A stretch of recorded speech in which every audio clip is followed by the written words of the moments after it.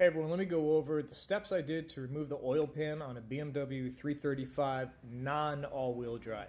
You do have to loosen the subframe, so you have to support the engine up top. This is the engine support that goes across the top, and you have to use the tow hook to hold it in place. And then I just have a box with the hood shut so I can fit it in my garage with the hood shut and prevent damage to the hood. So the rack I unbolted, but I didn't disconnect the steering shaft because that can be sometimes a real pain to reconnect. And it's just a nut and a bolt that hold it in place, and then it can just kind of float. You do have to disconnect this 10 right here, and there's another 10 right back there. And this is the oil cooler line that runs along the side, and let that hang down. You do have to take the belt off, and you have to take the power steering pump off.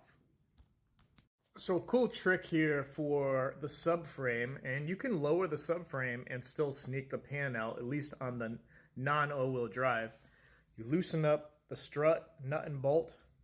We're going to loosen up the control arm nut and bolt so that it's just going to float here. And you do that on both sides. You do disconnect the sway bar.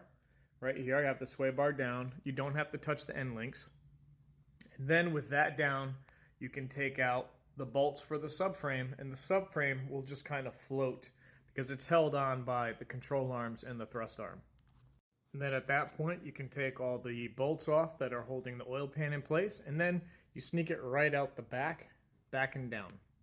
Now I did run a tap down all of these holes right here just to make sure that all of the thread locker was cleaned out for the reinstallation. And always make sure to clean up the surface area of the mating surface really well before reinstalling.